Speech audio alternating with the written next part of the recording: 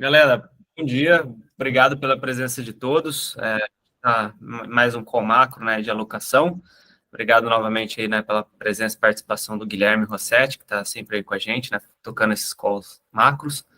E, enfim, é aquele momento da gente aproveitar, falar de cenário, falar um pouquinho de produtos, né, de ativos, e principalmente para a galera que está fazendo o Implementation Week da palestra, né, que vai fazer as palestras na semana que vem, que estão aqui é o Davi, só o Davi, o resto da turma não entrou, enfim, mas já eles devem entrar. Vamos anotar, porque amanhã a gente vai fazer a palestra, então vamos aproveitar também o call do Gui aí para levar algumas ideias para a nossa apresentação. Beleza? Qualquer coisa vocês interrompam, levantam a mão aí, perguntem, vamos aproveitar o momento aí, quem puder também abrir a câmera para prestigiar o nosso mentor de hoje. Gui, obrigado novamente pela participação. Pode tocar.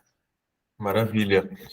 Bom dia a todos, feliz Páscoa, né? Espero que tenham passado aí bem esse feriado.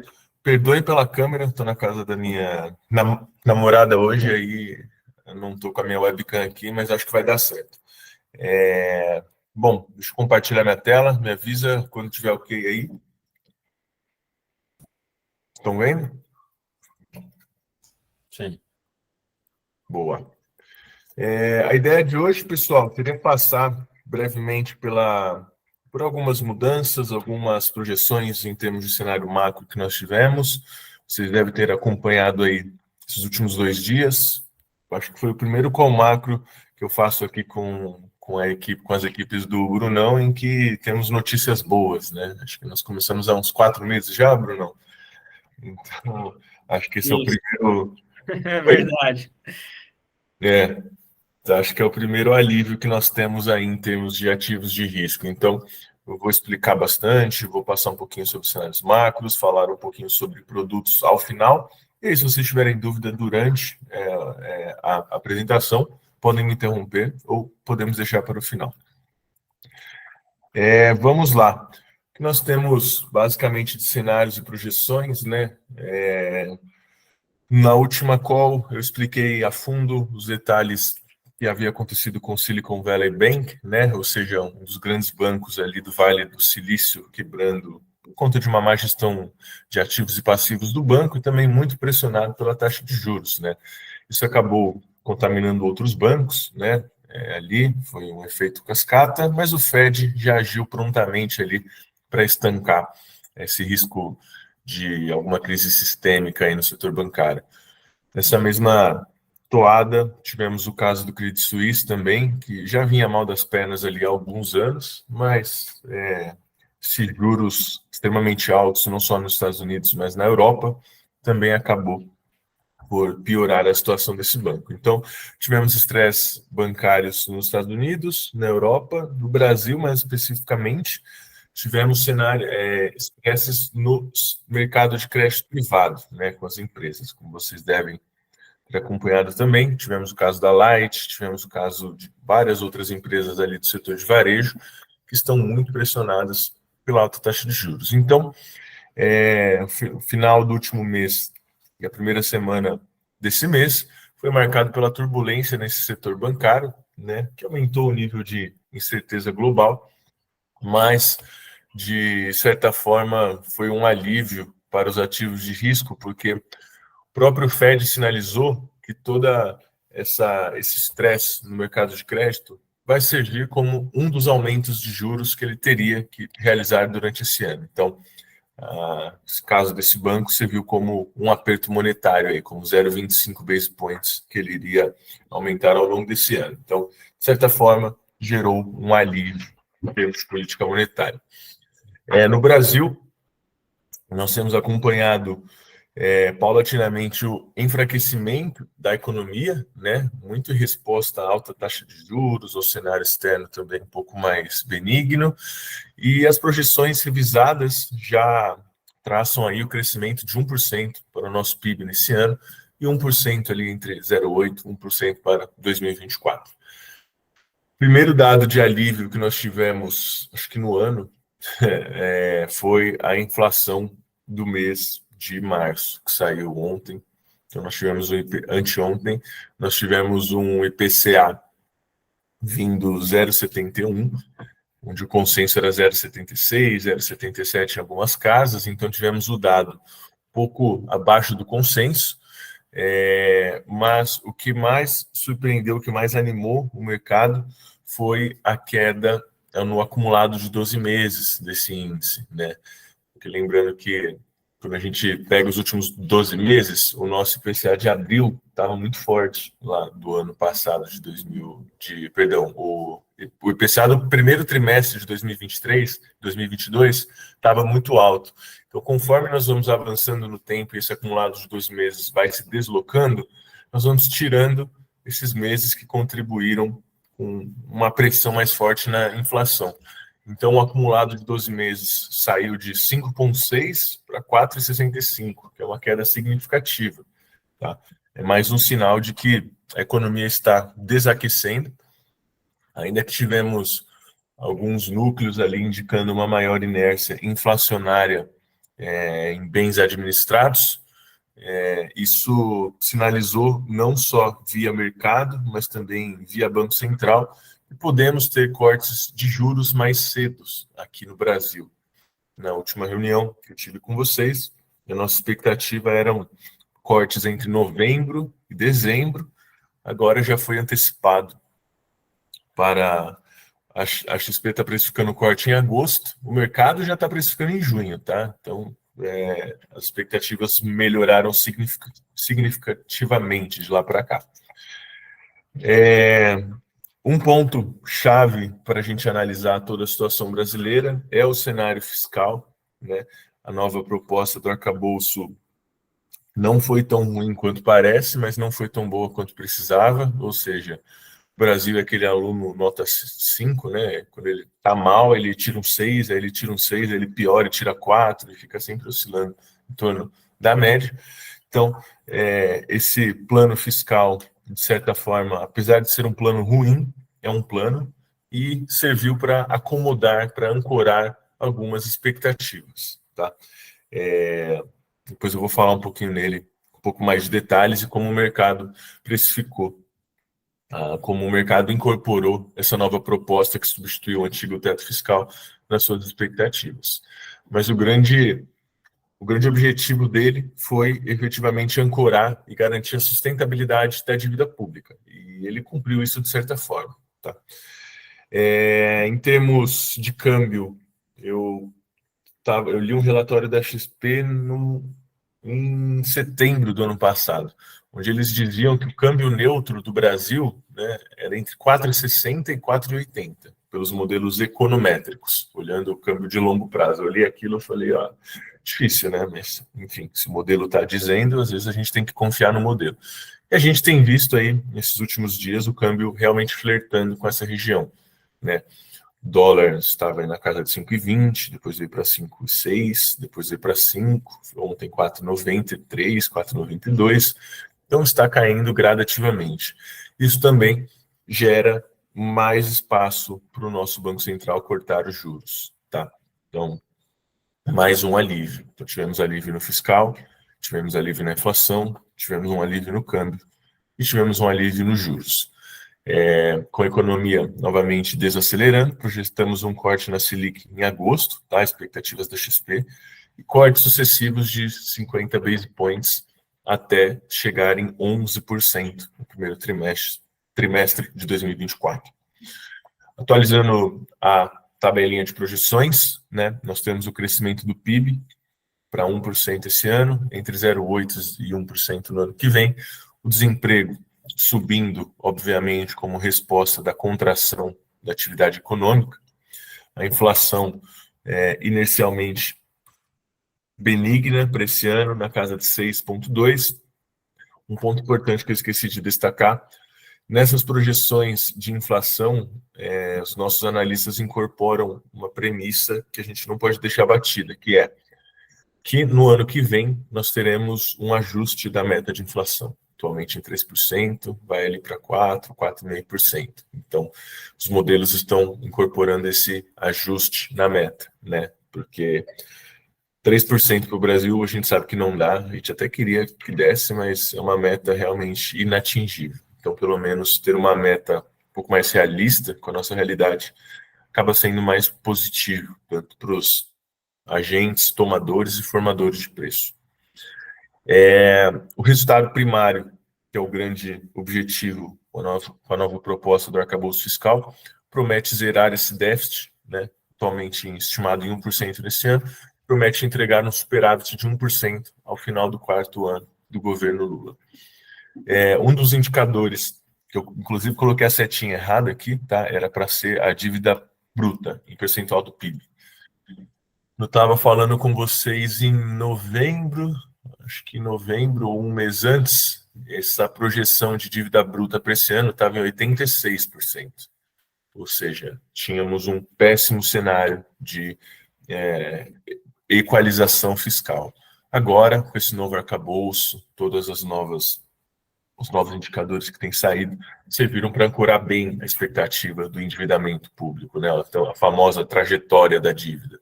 Então, saiu de 86% para 2023 para 76%. É uma queda relativamente substancial em termos de expectativa, em termos de preço, em termos de risco país também, acaba sendo muito positivo para nós. E aqui alguns outros indicadores que pouco se alteraram desde a última vez que nós nos falamos. Um pouquinho sobre o calabouço fiscal, né, como o pessoal aí do mercado de renda variável tem chamado, foi anunciado e como sucessor da regra anterior, né, que travava o crescimento das despesas em 0% em termos reais, agora tem um limite para esse crescimento, onde esse limite vai variar entre 0,5% até 2,5%. Uma taxa de crescimento real, tá? Seguido, obviamente, com uma trajetória do superávit de 1% no PIB ao final do governo. Mas, como quase tudo na vida, a boa notícia é que há um limite para essa expansão fiscal, mas a pegadinha é que esse limite é amplo o suficiente para que a política fiscal continue sendo expansionista, contanto que ela venha com um aumento significativo e incerto na carga tributária. Ou seja, a regra está encaixadinha, só que eles podem gastar mais se eles aumentarem a arrecadação, aumentarem os impostos. E algumas medidas já foram anunciadas, estão sendo ventiladas nos noticiários vários dias já. A primeira delas, tributação sobre apostas online. A terceira delas, tributação sobre o comércio eletrônico. A quarta, que não está aqui, mas é o fim da isenção de impostos para importações com valores na casa abaixo de $50, né? A Shein, as AliExpress da vida, sendo bem ventilado por aí, uma nova tributação, e subvenção do custeio de ICMS na base de imposto de renda da pessoa jurídica e contribuição social sobre o lucro líquido. Basicamente, o incentivo que os estados dão de isenção de ICMS, de custeio de ICMS para as empresas, o governo federal quer arrecadar um montante disso, né? Quer abocanhar uma parte disso. Então, essas são as 4 propostas que estão sendo ventiladas no momento novamente, para que a gente feche esse novo arcabouço fiscal, aumentando a carga tributária, para que possamos continuar com a política fiscal expansionista. É ruim? Bom, não é bom, mas também não é péssimo e é melhor do que não ter um plano de voo. Acho que essa é a grande leitura que o mercado está tendo para essa nova proposta. Aqui, novamente, né, a mudança da fiscalização de itens trazidos pelo comércio eletrônico internacional. A segunda ação envolve o fim da isenção de itens até $50 para importações. IPCA veio abaixo da expectativa, 0,71 contra 0,77. O mercado já começou a precificar um corte em junho, mas a expectativa da XP é para que isso ocorra em agosto. Então, antecipamos essa queda dos juros.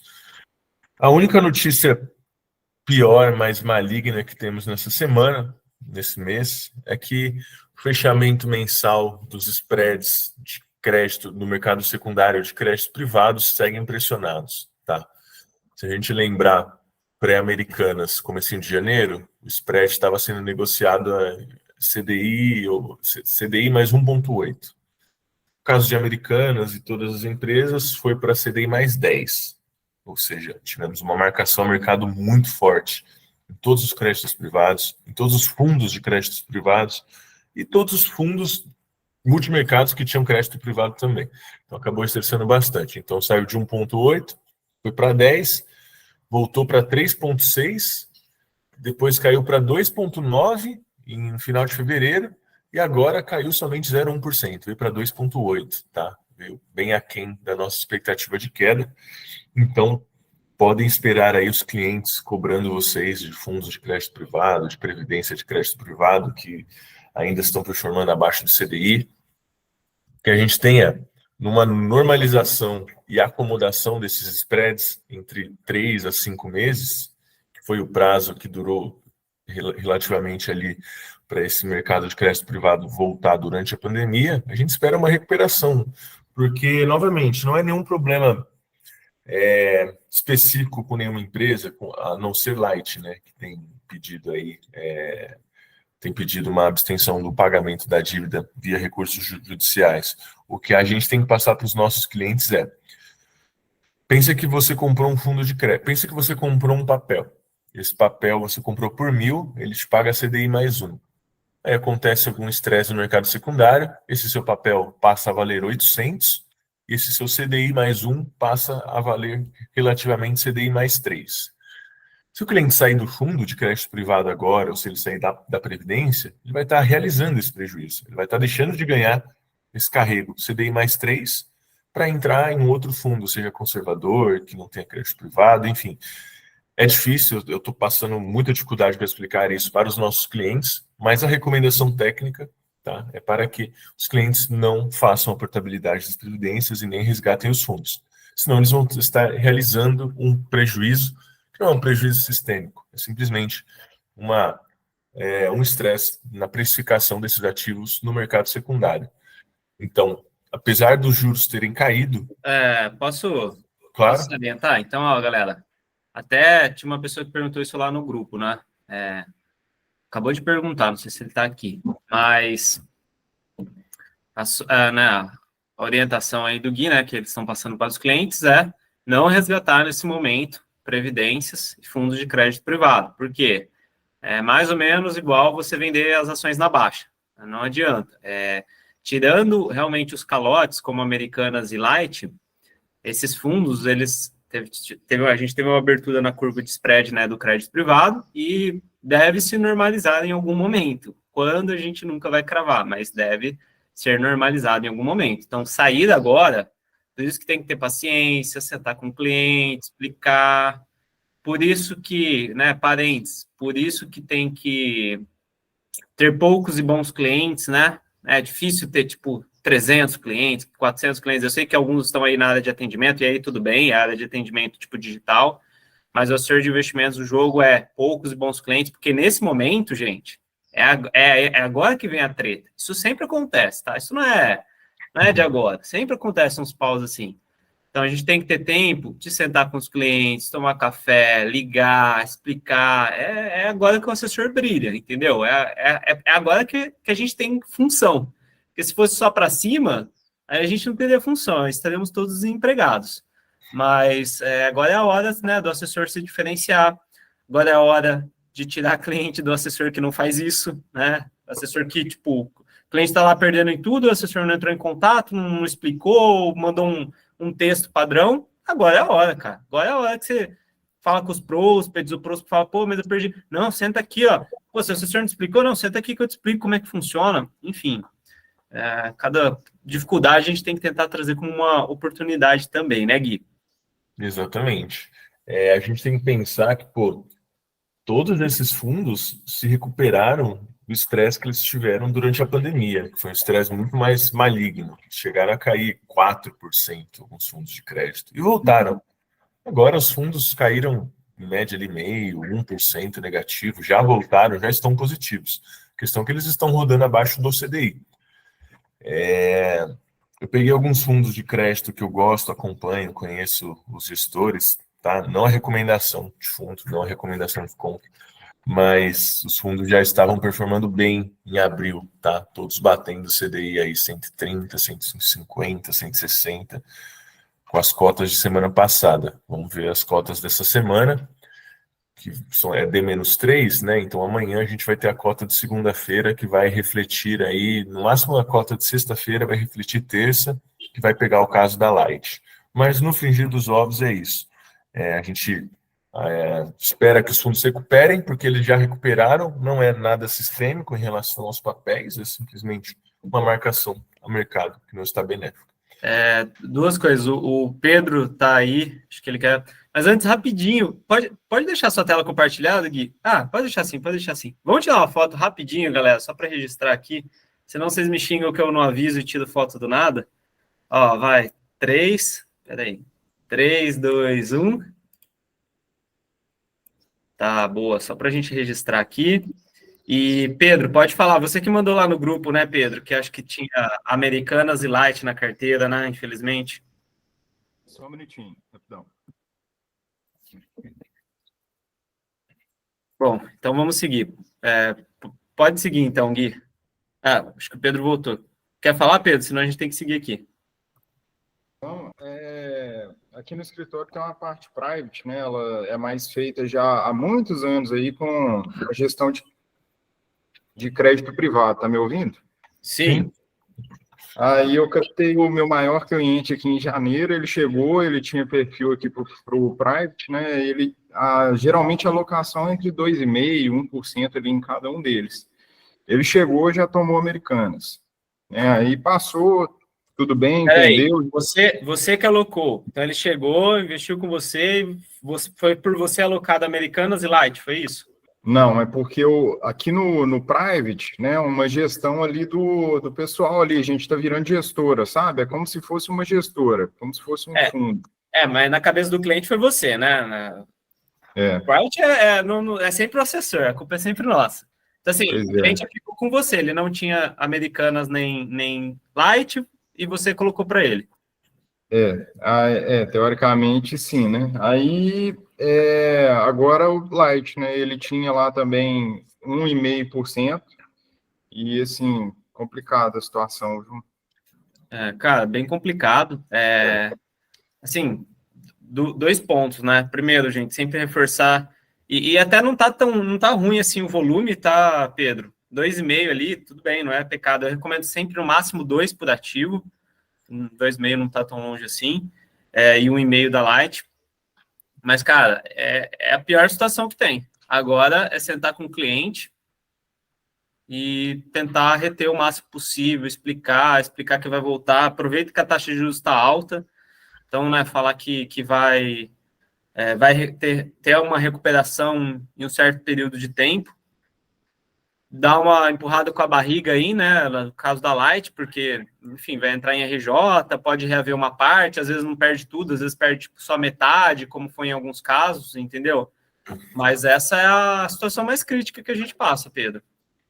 Pois é, o foda é que, como ia para o private, ele nem fica na minha base, ele fica na base dos assessores da private. Então, eu meio que deixava, entendeu? Agora eu já vi que eu não posso deixar. Tipo assim, Nunca. Você nunca deixa seu cliente na mão de outras pessoas, gente. Isso daí, sim, já...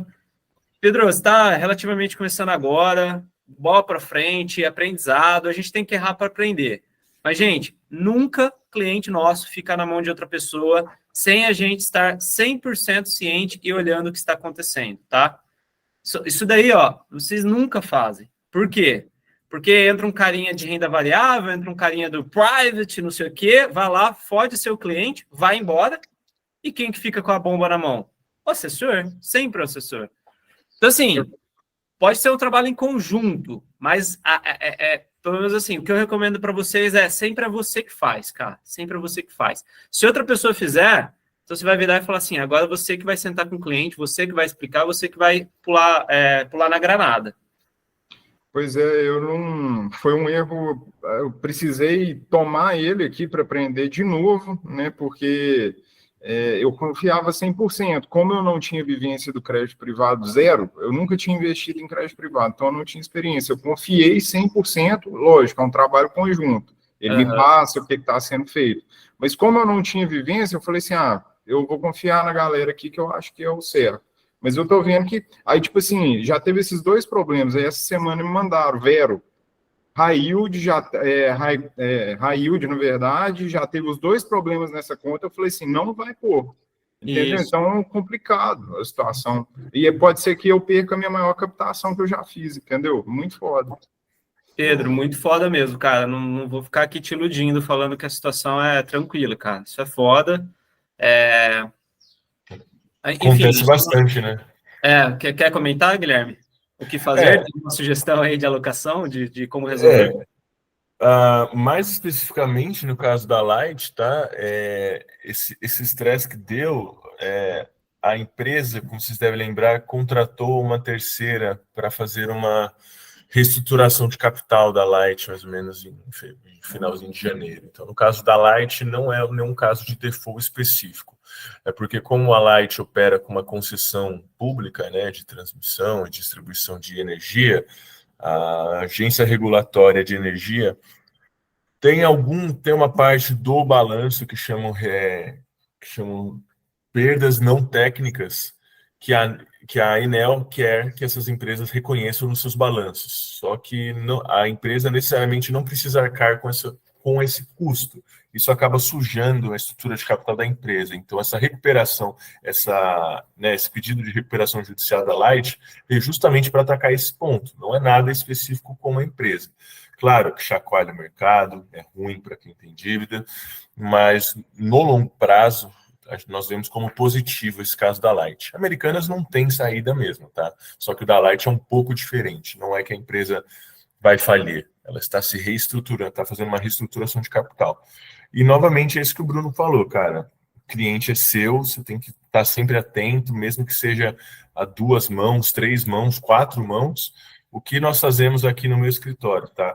Quando o cliente é um cliente grande, que os assessores pedem auxílio da área de alocação, ou da mesa de renda variável, ou de outra área, nós criamos um grupo onde coloca essa pessoa do private, da mesa, o assessor, o cliente e eu.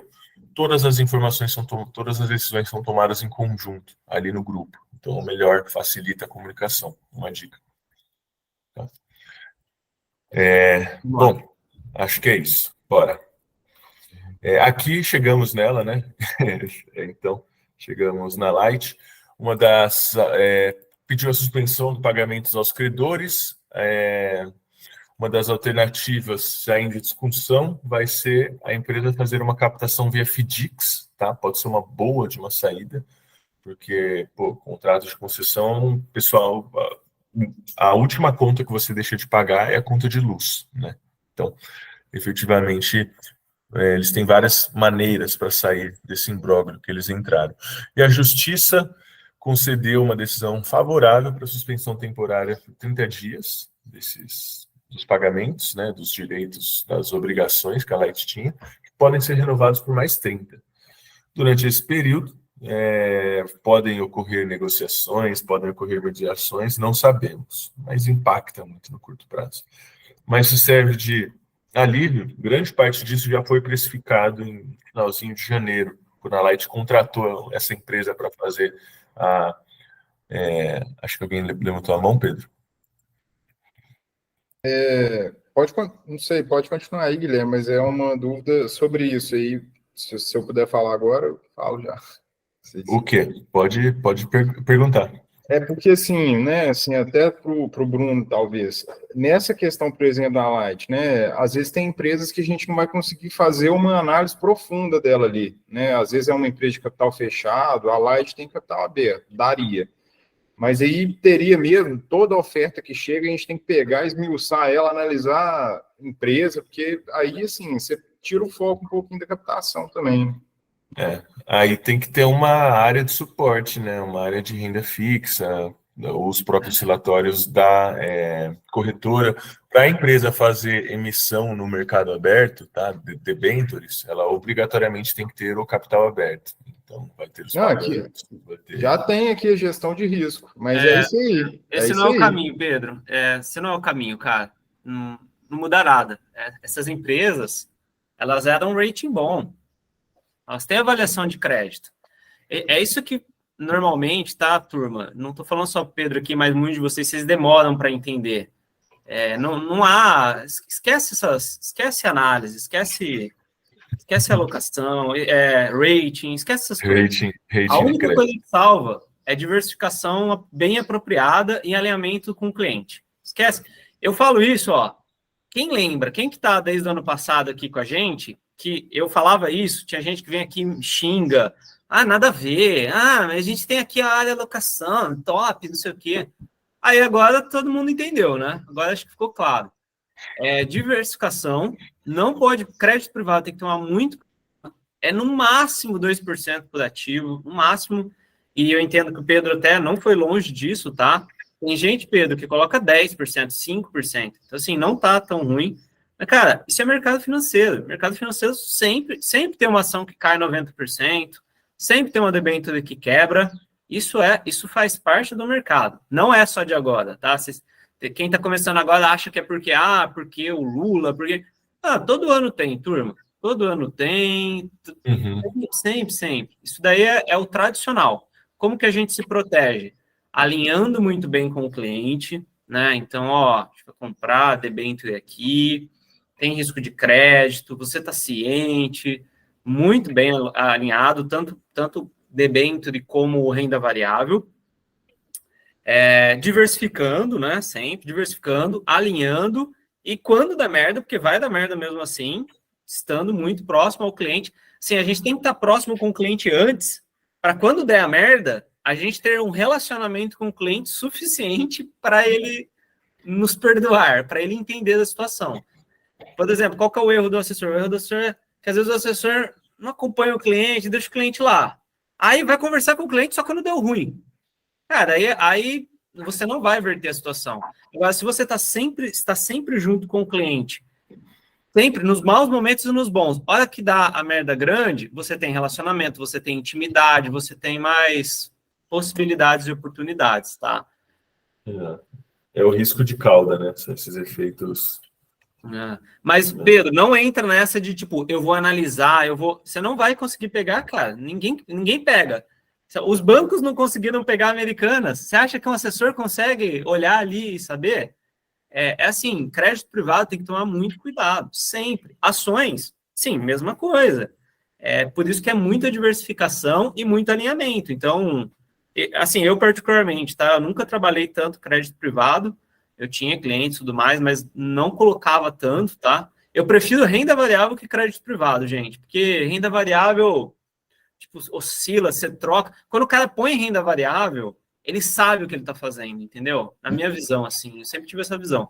Pô, o cara comprou uma ação, mudou ali o perfil para agressivo, foi lá e comprou uma ação, porra, ele está entendendo. Crédito privado é difícil também, tem uma parte que é difícil porque ele acha que é uma renda fixa, né? Eu que some é muito mais complicado, né? A hora que vai a zero. Então, enfim, a gente pode conversar mais sobre isso, mas é isso, Pedro. Não entra nessa de querer analisar todos os ativos. Você não vai conseguir, não vai mudar nada, cara. Realmente. Você não tem tempo, né? Alinhar e, de novo, não deixa seus clientes na mão dos outros. Esse negócio de private e tal, os caras não manjam nada, não, velho. Essa é a grande verdade. Eles pegam ali a recomendação da corretora igual a gente e colocam para o cliente falando que é a melhor empresa do mundo. Em geral, tá, pessoal? Em geral. Bom, é isso aí. Você não vai ter nem tempo, Pedro. Se você for ficar analisando todas as empresas, você não vai ter tempo de captar. Então, realmente, esse ponto do Brunão faz bastante sentido. Vindo aqui agora para os Estados Unidos, né, tivemos os dados de inflação, o CPI, ontem abaixo do consenso de mercado, né, alta de 0,1, a expectativa era de 0,2, e os dados, assim como as tensões no sistema bancário, sugerem um alívio nas apostas de ciclo de alta de juros nos Estados Unidos ao longo desse ano. Tá? A ata que os dirigentes soltaram destacou que eles Basicamente foi tudo isso que eu falei, foi o que eles apontaram na ata, nada de novo sobre o sol. Essa crise bancária poderia ter um leve efeito sobre a política monetária e traçaram já uma leve recessão para o final desse ano, algo que todo mundo já sabia, né? Então, nada de novo em termos de ata, recessão para o final do ano, sistema bancário afetando as condições de crédito. O que nós tivemos nessas últimas semanas, tá, foi uma reprecificação muito agressiva na curva de juros americana. Quando a gente pega a barra amarela, era a precificação de mercado no dia 9, e a barra cinza é a precificação no mercado no dia 28, no final do mês. A barra preta é a precificação no dia 13, que foi após ali os bancos quebrarem. Então, a gente vê que tivemos uma reprecificação muito forte nos juros futuros, e que nós mudamos, o mercado mudou a leitura dele em relação à postura do Banco Central de mais altas por mais tempo para já um início de flexibilização monetária ainda nesse ano. Tá? Então, o mercado está pedindo cortes aqui nesse ano. Quando a gente olha aqui, junho de 23, o mercado já está pedindo um corte na taxa de juros. Uma taxa terminal que antes estava em 5,5, o mercado já cortou para 4,5, entre 4,5 e 4,75. Então, as expectativas de crise sistêmica, conforme eu comentei mais cedo, né, foram diminuindo à medida que os bancos centrais agiram rapidamente, e as taxas de juros voltaram a ceder. No cenário base, o Fed deve subir mais 0,25 na próxima reunião, atingindo ali 5,25 de Fed Funds Rate, e na sequência, a depender de como vierem os dados, pode ser que eles já comecem o ciclo de redução de juros, tá? Expectativa base da XP no primeiro trimestre de 24. Mas, novamente, aqui o mercado já está pedindo cortes em julho desse ano. Vamos ver quem está errado nessa história, o mercado ou o FED. Algo importante que eu não poderia deixar de citar aqui em relação à economia americana foi a inversão do aperto monetário, né, para uma injeção de liquidez, né, o quantitative tightening, que era uma redução da liquidez, com essa crise bancária virou um quantitative easing, ou seja, injetaram liquidez no mercado ali, os FDICs, né, que é o FGC americano, garantiu todos os depósitos bancários para evitar uma corrida aos bancos, que é algo que os Estados Unidos morrem de medo. Então, nós temos, de certa forma, a inflação cedendo, os juros mais ou menos controlados, aí o Fed vai lá e injeta mais um caminhão de liquidez. Então, sinais mistos, sinais opostos, cada um na sua direção oposta. Vamos ver como o mercado e como a própria economia vai reagir. Mas isso aqui vai ter um custo, tá? Esse custo, leia-se inflação. China entrando no jogo, os dados PMIs, assim como de fevereiro, de março, também ressaltam aqui que a China tem reaquecido sua economia, né, após o final da política de Covid-0.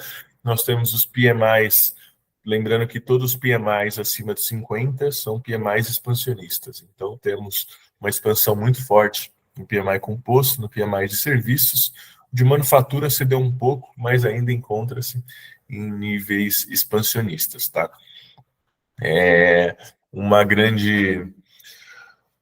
grande desapontamento aqui para as nossas empresas é que essa retomada da China tende a não ser tão forte com construção civil, com obras de infraestrutura, né, que era o nosso grande ponto-chave. A China tem poucos parques de industriais para construir, como ela já fez no passado, então esse crescimento da China pode não estar tão intrinsecamente relacionado com alta de minério, com alta de commodities metálicas, mas está sim relacionado com alta de commodities agrícolas. Então, uma mudança setorial aí das empresas que devem ser favorecidas por essa retomada do crescimento da China. Expectativas de crescimento em 5,6 nesse ano, tá? A gente acha muito difícil essa meta. Se a China crescer mais uns 3%, já está ótimo, tá, para as nossas empresas. E, novamente, commodities com volatilidade, né? Caso do Silicon Valley Bank, que derrubou as commodities, e o PEP ali anunciando que vai fazer um corte nas suas produções, um corte de produções do barril de petróleo, estressou novamente o preço tanto do petróleo quanto o índice agregado de commodities em geral.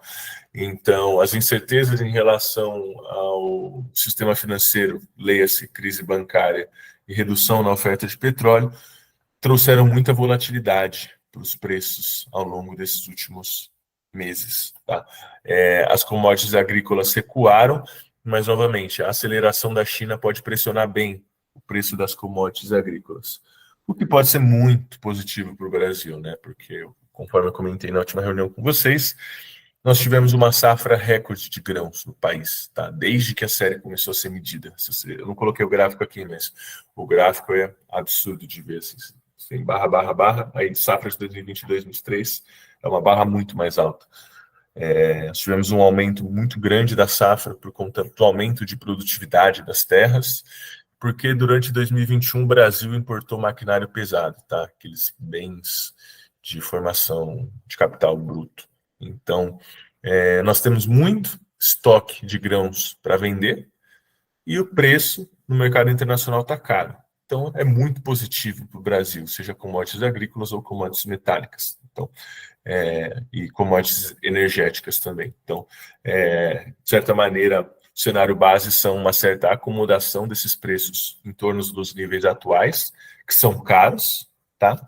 E isso é positivo para economias exportadoras, principalmente agroexportadoras, como a nossa.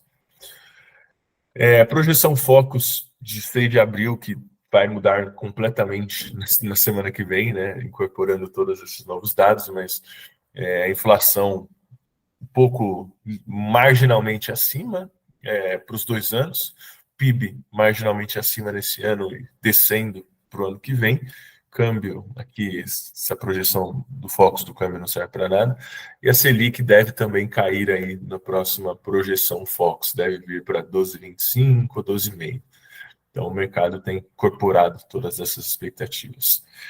Agora, um pouquinho na parte educacional, que eu venho comentando sempre com vocês de ágil, de duration, agora eu preferi ir por uma linha um pouco mais didática e mostrar na prática como isso funciona para vocês, onde a gente está plantando uma sementinha para fazer uma grana violenta para os nossos clientes a partir do próximo ano, até o final desse ano, tá?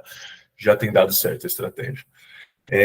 Como que é a cotação, né, de um papel, seja light, seja um título público, como que é dada essa cotação desse papel em termos de valor presente? A cotação desse papel, basicamente, é o valor de face dele sobre 1 mais a taxa elevado ao período. Então, nós vemos aqui uma clara relação inversa entre taxa de juros e preço, né? Se a taxa de juros cai, os preços sobem. Se a taxa de juros sobe, o preço cai. Aqui que é a relação inversa entre juros e preço. Claro, crédito privado, temos outros denominadores aqui, como risco da empresa, risco país, setor, beta, CDS. Então, esse é um modelo, digamos assim, um modelo base, que vários outros modelos derivam deles, mas o base é esse aqui.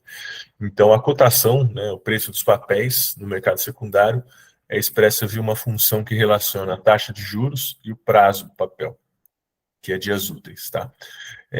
No momento que nós formos vender ou apurar, né, o nosso preço em relação ao preço de mercado, se o preço de mercado for maior que o valor de face, né, ou o preço de compra, lembrando que o valor de face é se você pega o papel na emissão, e o preço de compra é se você compra ele no secundário. Então, se o preço de mercado for maior do que o valor de face ou de compra, nós temos um ágio, simples, ganho, lucro. Se o preço de mercado for inferior ao valor de face ou preço de compra, deságio, simples, prejuízo. Então, aqui nós temos alguns exemplos cabais aqui. Então, o valor de face é sempre 1.000. Se está mais caro, ágio. Se está no preço, é ao par. Se está abaixo, com deságio. Aqui explicando um pouquinho o conceito de duration, né? O duration, basicamente, é uma média ponderada do valor presente de todos os fluxos de caixa que um título possui, tá? Seguido pelo resgate do valor de face do título, né? Que é quando a gente recebe a principal. Então, a duration basicamente é uma aproximação do quanto tempo em anos você vai ter o seu recurso de volta, principal mais os juros. Uma medida expressa em anos. Isso é o conceito teórico. Na prática, ele mede a sensibilidade no valor desse ativo no secundário em relação às oscilações na taxa de juros. Então, um exemplo. Uma duration informa a variação aproximada no preço de que o título específico sofrerá no caso de uma variação de 1 ponto percentual na taxa de juros. Por exemplo, se a taxa de juros cair 2%, se um papel com uma duration de 2 anos, taxa de juros cair 1%, papel sobe 2%. Se a taxa de juros cair 1%, papel com uma duration de 5, subiria 5%. Então, a sensibilidade da variação do preço do ativo em relação a movimentos na taxa de juros.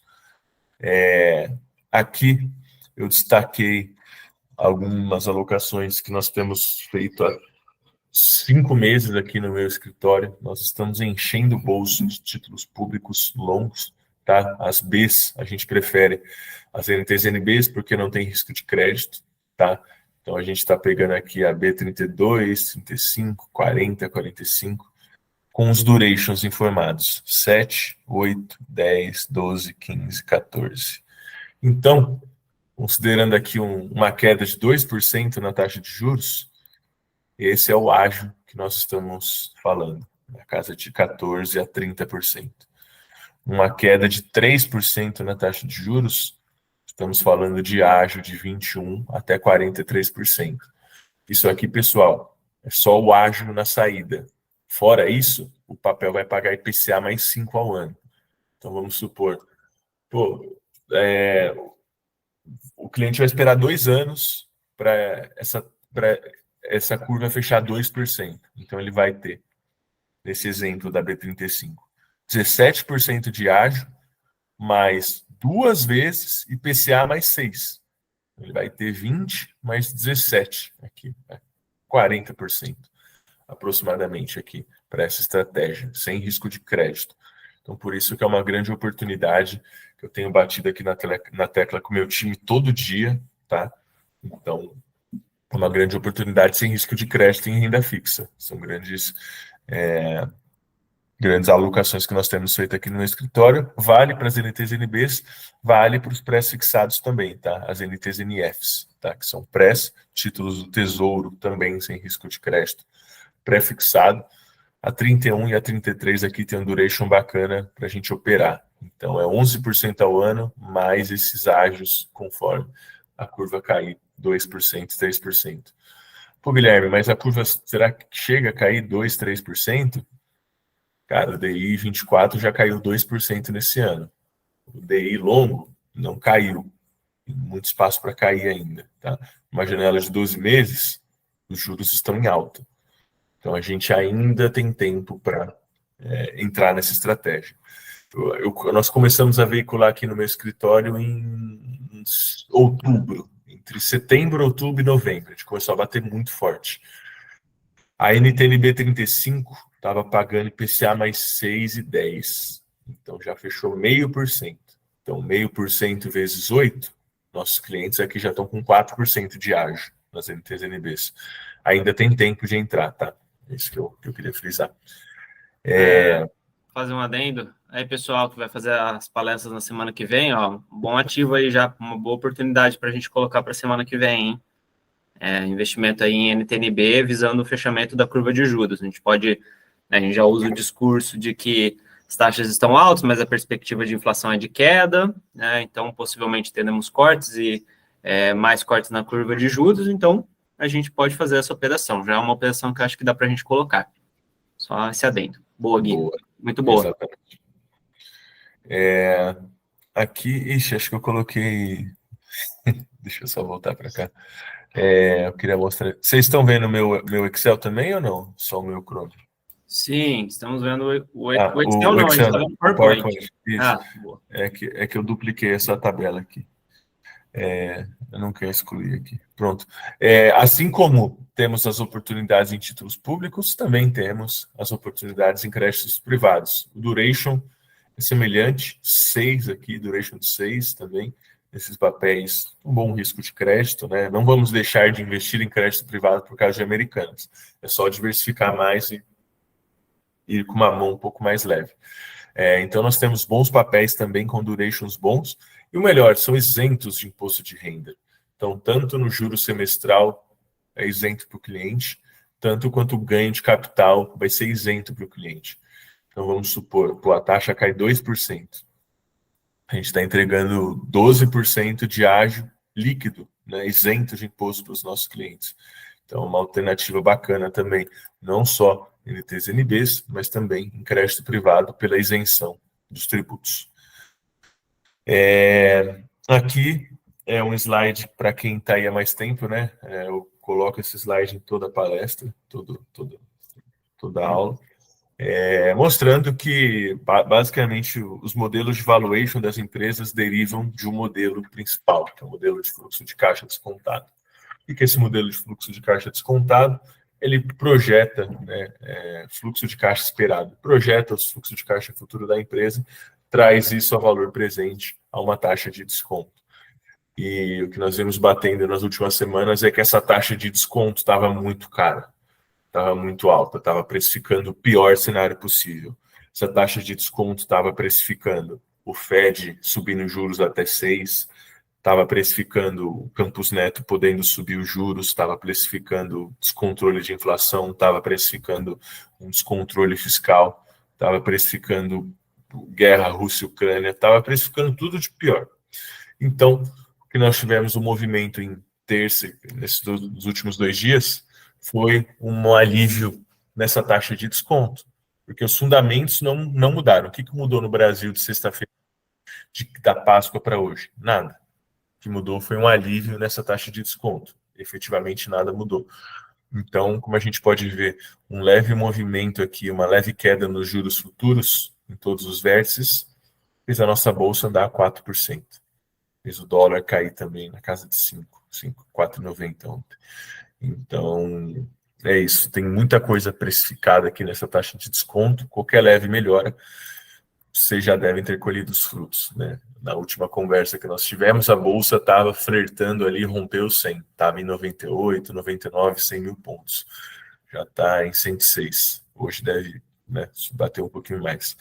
Aqui eu coloquei graficamente, é um gráfico bacana para vocês usarem com clientes também, para ver a correlação inversa entre juros e bolsa, tá? Aqui onde tem o gráfico de candle é os juros, são os juros, em laranja é a bolsa.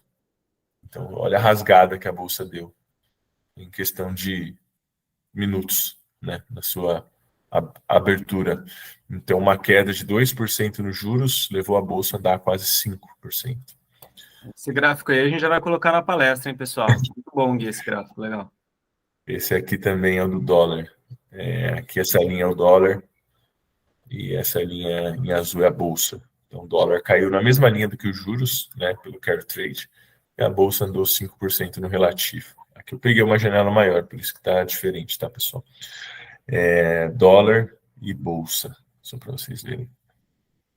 Qual caiu antes? É aquela pergunta, quem veio antes? O ovo ou a galinha? Quem caiu antes, o dólar ou os juros? Os dois. Aqui um pouquinho das oportunidades de renda variável, só para mostrar que a nossa bolsa, apesar dessa alta, está muito para trás. Tá? O Ibovespa em 12 meses está negativo. O MSCI EM, né, que é Emerging Markets, está 10%. Então, a nossa bolsa está atrás das bolsas dos países emergentes. Nossa bolsa está atrás da Bolsa do México, da Bolsa da Colômbia, de várias outras bolsas. Aqui, novamente, o preço das commodities, como vocês podem ver, commodities agrícolas negativas no ano, no caso de milho, mas café positivo, juros caindo, juros americanos também caindo no ano. Nossa bolsa performance no ano também bem atrás de México, Londres, Chile, Colômbia, e a par com mercados emergentes. Então, a gente sabe que o Brasil está muito melhor do que todos esses outros países em termos de indústria, de empresas, em termos de economia. Então, nossa bolsa tem um espaço grande para percorrer. O desempenho dos principais papéis ao longo do ano, frigoríficos sofrendo muito. Aí a gente puxa aqui, né? Boi gordo subindo e frigoríficos caindo. Temos um potencial bom aí de recuperação de venda para esses setores. BIF, Marfrig, que eu gosto bastante. E o que andou aqui realmente foi varejo, né? Embraer, Banco do Brasil, CCR, Utility, Semin, Cirela, Multiplan, Trapar, Semig, as melhores performances da Bolsa no ano. Esse gráfico eu só coloquei porque estava aqui, tá, gente? Mas quando o analista de renda variável vier te falar, não, múltiplo tá barato, preço-lucro tá barato, é uma métrica que, na minha opinião técnica, eu acho arbitrária. Não, a gente não pode olhar só para isso, tá? O preço-lucro tá baixo, mas o lucro tá caindo. Então, enfim, só coloquei aqui porque eu queria mostrar a curva de juros, tá? Quando a gente vê a curva de juros a 6 meses, curva de juros a 1 mês, e a última curva de juros, que é de ontem, esse dado. Então, em 1 mês, a gente fechou muito, a gente fechou bem, tá? Então, a Bolsa reagiu por conta desse fechamento. Mas o juros longo tem um grande espaço para cair ainda, tá? Então, conforme juros forem caindo, é isso, renda fixa para cima, ágio no bolso, bolsa subindo. Efetivamente. Aqui um pouquinho da performance da Bolsa, estamos em níveis inferiores ao pré-Covid, tá? Oportunidade de compra? Depende do perfil, depende do cliente, depende do papel, depende da estrutura. Aqui a performance das bolsas globais no dia também, Brasil performando bem, mas ficando aquém do Chile, da Colômbia e da média dos emergentes, né? EM, Emerging Markets. Então, de renda variável, acho que são essas as alternativas. Eu não quis repetir muito, mas ainda temos fechado estruturas de proteção, tá? Inclusive, a que eu tinha comentado com vocês na última reunião, a de Vale, né? O collar de proteção de Vale. Nós antecipamos tudo na quinta-feira, entregamos em média 10, 15K para os clientes na conta e renovamos a estrutura. Então, fizemos receita 2 vezes, demos grana para o cliente, ele continuou comprado e alocado em RV. Então, compartilhando um pouquinho do que eu vinha comentando nas últimas reuniões com vocês.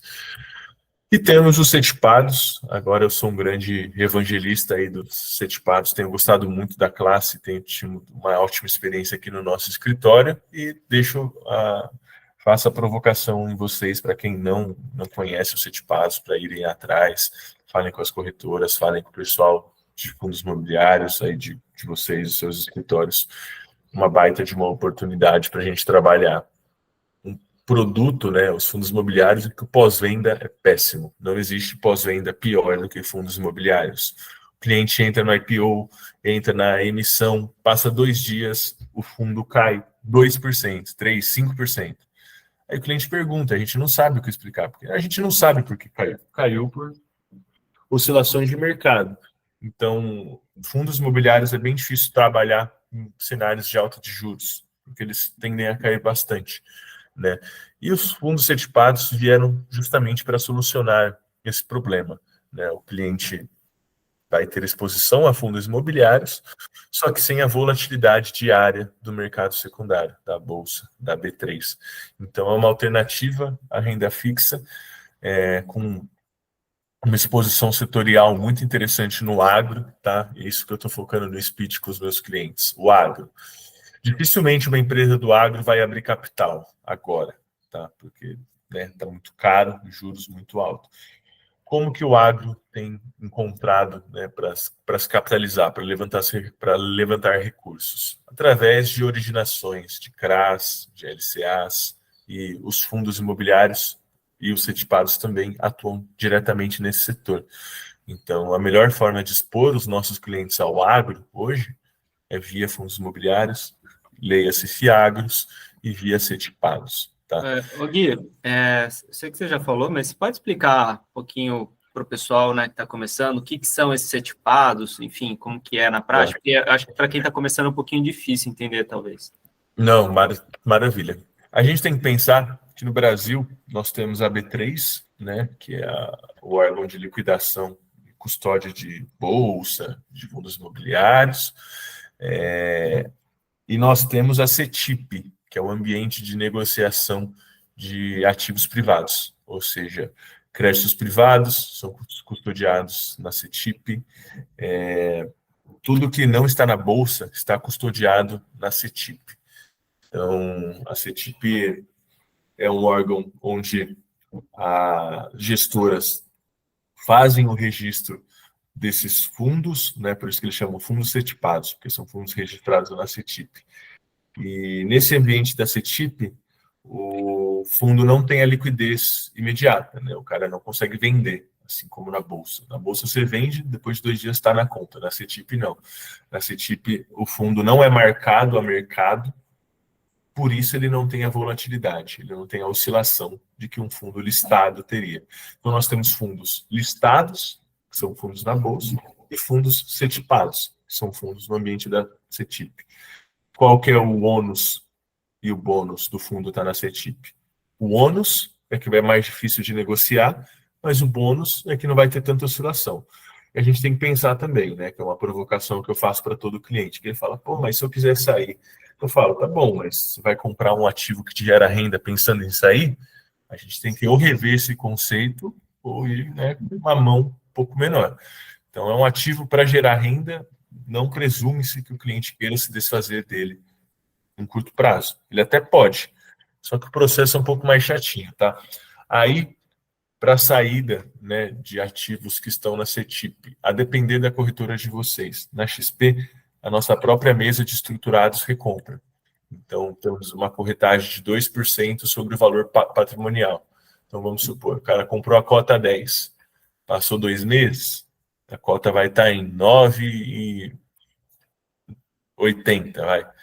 Não, perdão, 9,95. Aí, se o cara quiser vender, ele vai pagar 2% sobre esse 9,95.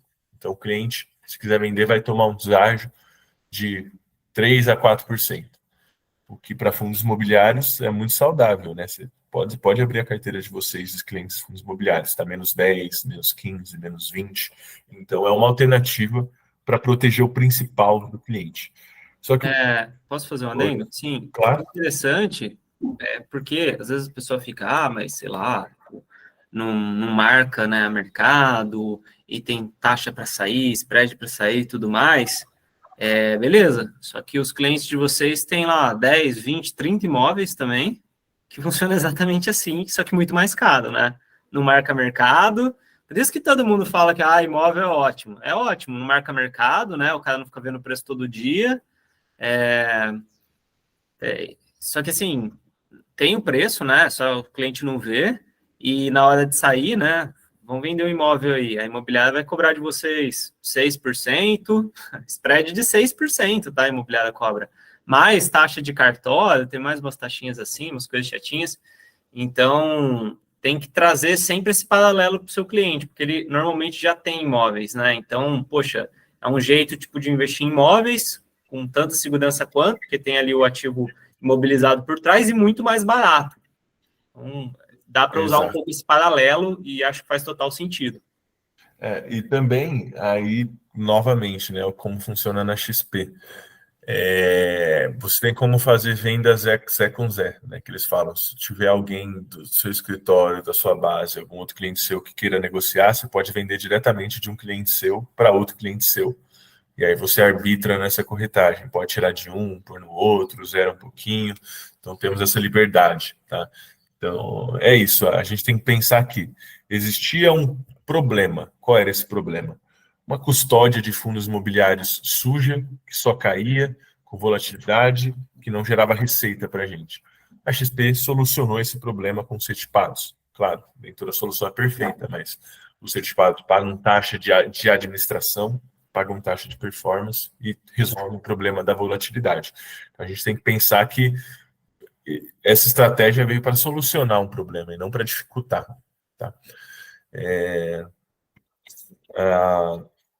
Mais algumas nuances legais do produto é que ele tem baixa correlação com ativos financeiros, né, os FIAGROS, baixa correlação com ativos financeiros, reduz a vol da carteira, produtos exclusivos, tá? A depender da corretora, trazem net new money, para a gente apresentar para os clientes, ou aquela custódia de fundos imobiliários paradas, quem está nas carteiras automatizadas das corretoras já sofreu, sabe como é complicado. Então, uma custódia que não gera receita, que a gente consegue rentabilizar bem, e trazem uma fidelização, né? Claro que dá para sair antes, mas, esses fundos certificados, por contrato, por regulamento, eles precisam ser listados em até 5 anos, tá? E quando que eles vão ser listados? Num cenário de juros mais favoráveis. O cara não vai listar um fundo imobiliário, esse fundo certificado com a Selic a 14, mas com a Selic a 10, se ele listar, a cota sobe, entendeu? Então, assim vai funcionar na prática. Aqui um pouquinho de tabelinhas em termos de experiência de clientes, né? O retorno potencial é o mesmo dos imobiliários,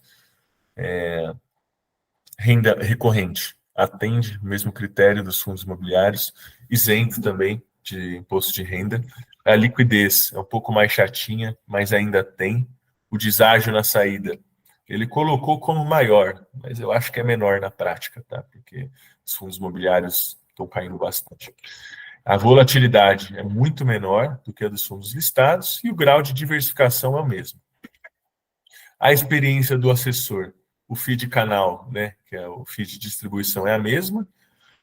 Temos taxa de administração e performance. Temos feed de corretagem, que é o cara que quer sair, quer recomprar, é 2% de corretagem. Claro, vocês podem arbitrar, mas nós temos essa escolha agora. Então, é bacana.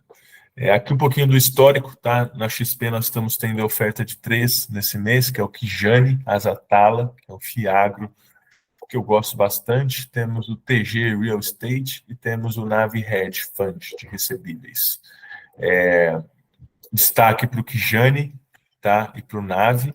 Kijane foi lançado em fevereiro do ano passado e com a base aqui do mês 3, pagou 14,70% para os clientes, isentos, tá, de imposto. Então, cumpriu a proposta, é algo que funciona. Eles estão só fazendo uma emissão para aumentar o volume de cotas. O TG Real Estate também, lançado em abril, 1,20% de dividendos acumulados. O Navi Hedge também, em novembro, esse foi um pouco mais recente, mas 0,46 de dividendo. O preço base é 10, tá, pessoal? Então, 14,7%, 12%, 4,6% isento. Destaque para o tamanho do Kijane, meio bi, e vai captar agora mais 350 de lote base com adicional de 50%. Então, quase 1 bi aí de custódia do Kijane, do FIAG. Como vai mostrar na conta do cliente isso, Guilherme? Cara, um reloginho, uma maravilha. O cara vai ter o valor investido, o valor final, que não vai oscilar, e o que vai marcar na conta dele são esses dividendos. Então, quando paga, reloginho vai subir aqui, vai subindo, vai subindo, vai subindo, sempre isento de imposto de renda, tá? Então, importante, quando a gente está comparando com o CDI aqui, a gente vai ter que fazer o gross up, né? Ou seja, considerando uma tributação para o ativo. Então, experiência do cliente tá show.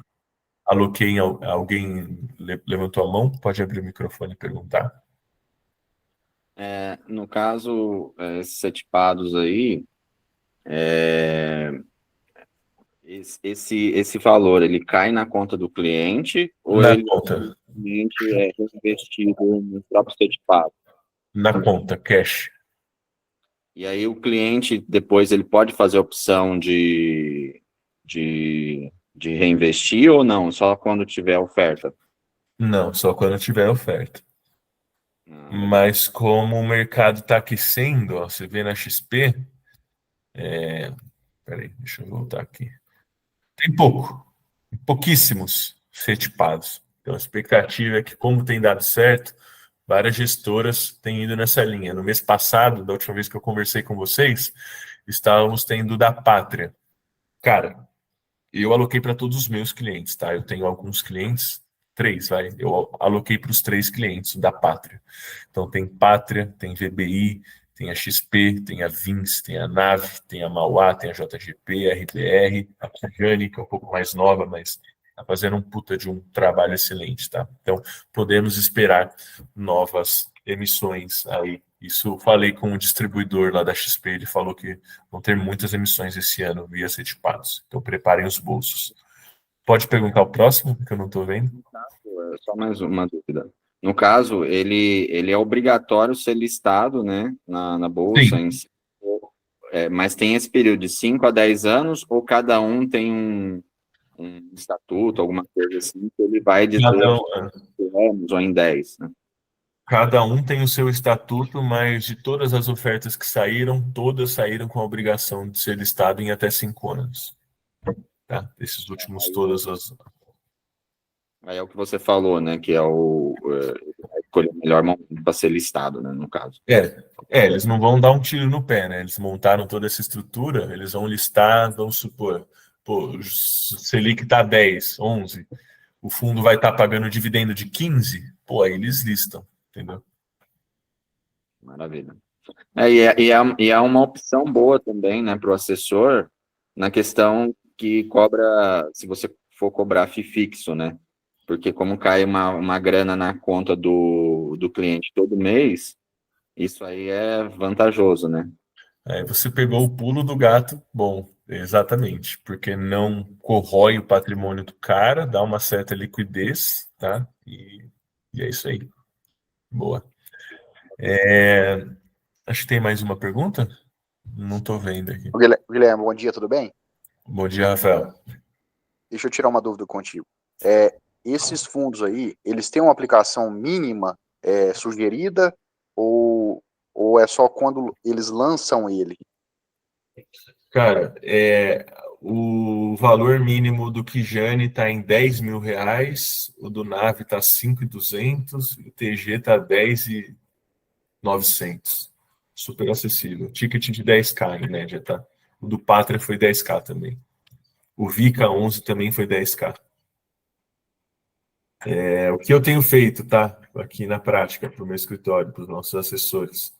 A gente montou, agora a gente está começando a utilizar dados e BI aqui no nosso escritório. Então, eu consolidei aqui com o meu assistente a base de todos os clientes a nível assessor, a custódia de todos os produtos e todos os produtos. A gente está pegando a custódia de fundos imobiliários e alocando 10 em 10% por mês em fundos CETIPados, para aproveitar todas as ofertas, para não ficar de fora, para diversificar em termos de safra, em termos de gestão. Como vai ter mais ofertas, a gente está fazendo esse movimento gradual. Tá? E esse dividend yield aí, eles estão pagando fixo? Ou está tendo alguma alteração? Não. Estão pagando reloginho, entre 1,20 e 1,30, tá? Ao mês. Obrigado. O XP Agro que fez a última, oferta agora, virou o maior FIAGRO do Brasil, tá? Tá com 3 alguma coisa de bi. Pagou um pouco mais, mas o Vica também. O Vica tem pago 1,20, que é o que eu acompanho, que eu tenho para os meus clientes. O Kijane eu também tenho para os meus clientes, é isso, 1,20, 1,30. O alvo do Kijane é CDI mais 3. O alvo do Nave é 15,20.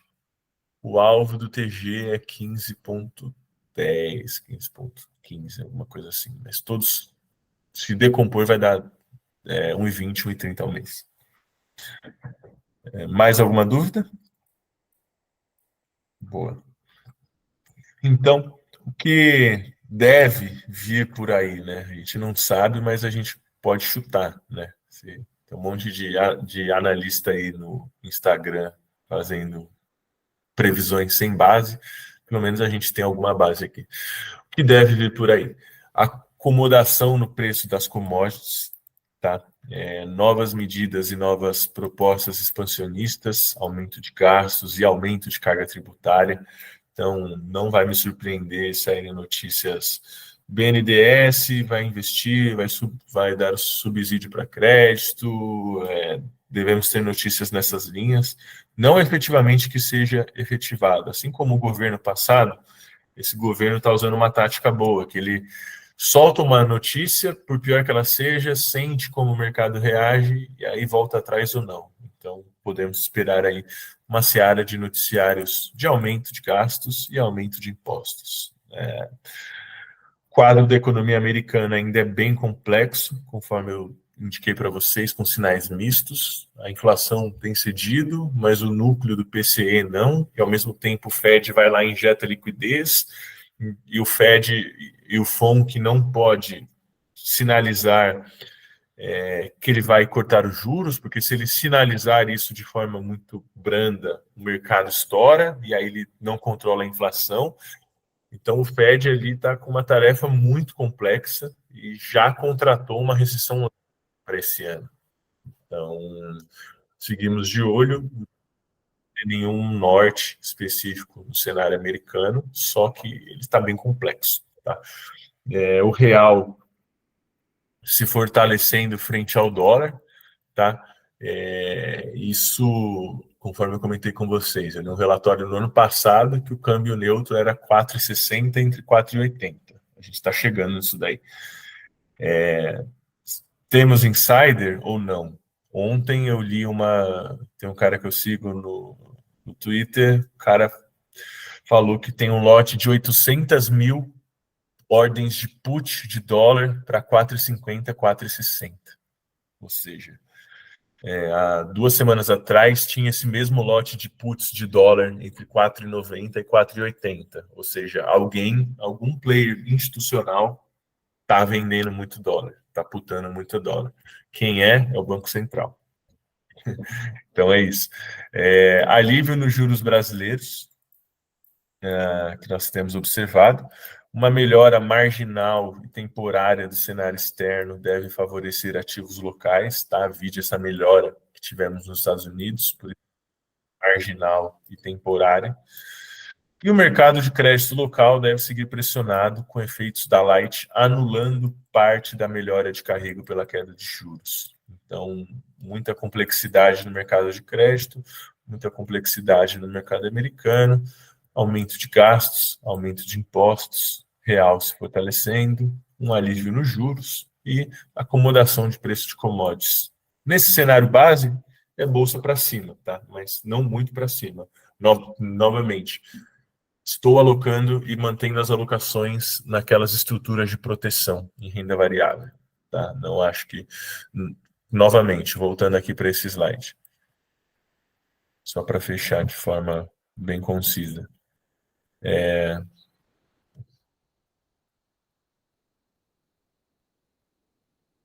Em uma semana, não tivemos nenhuma melhora estrutural no Brasil. Nada mudou desde da Santa para cá. Então, essa melhora foi realmente em função da taxa de desconto. Queria só frisar esse ponto para ninguém achar que eu estou muito otimista com bolsa. É só que a coisa estava muito mal precificada. Então, uma leve melhora deu um alívio. Por isso que eu acho que a gente tem que ter cautela nesse rally da bolsa que estamos vendo por aí. Acho que é isso, pessoal. Alguém tem alguma dúvida? A hora da gente trocar ideia por aqui.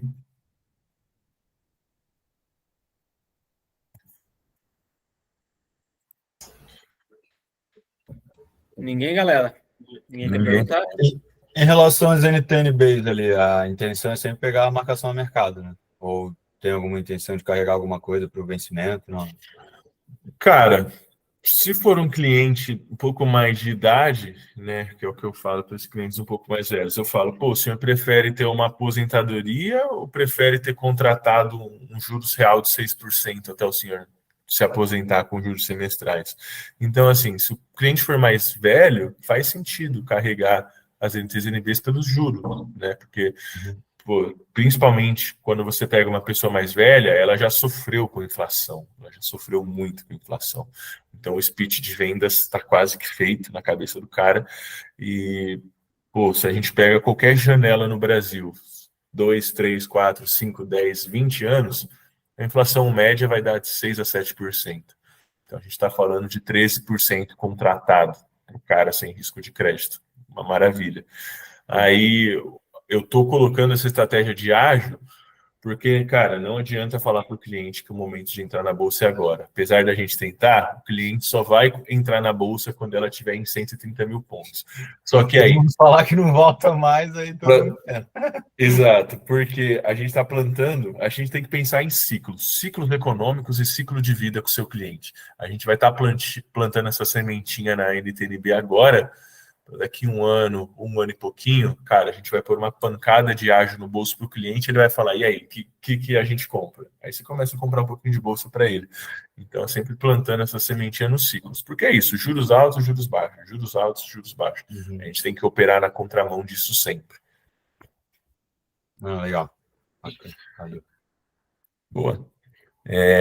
Tenho montado também, acho que vai muito em linha com a pergunta que alguém fez aí anteriormente, tá? Eu tenho montado para alguns clientes algumas carteiras de renda via NTS/NPs e créditos privados. Então, estou casando o prazo dos juros ali, que são semestrais, pegando 6 papéis, para que o cliente tenha todo mês ali pingando os juros semestrais. Então, uma carteira de renda atrelado a um ganho real IPCA mais 6, alguns isentos, maravilha para o cliente.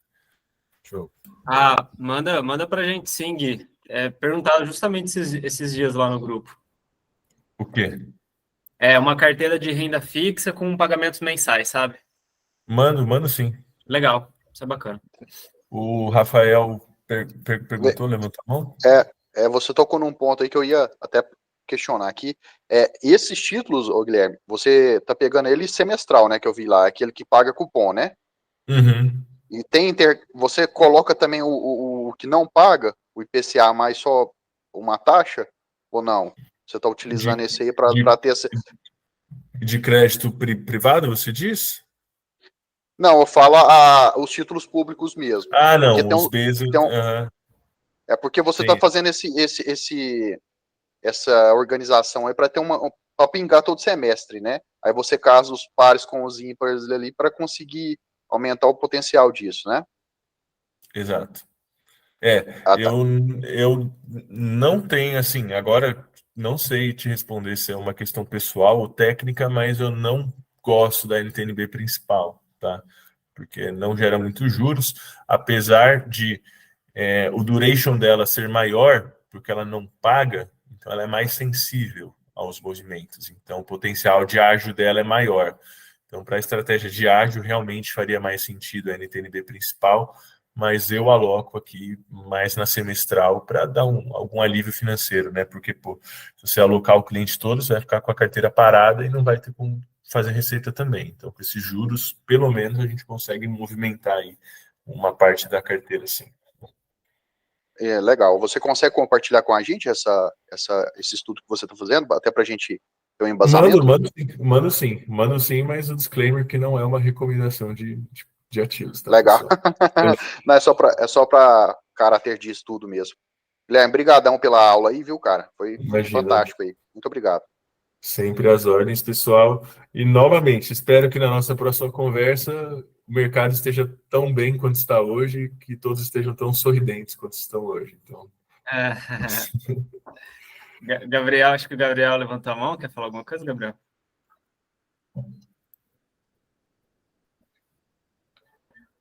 Foi sem querer. Galera, é isso. Guilherme, obrigado novamente. Muito boa aula.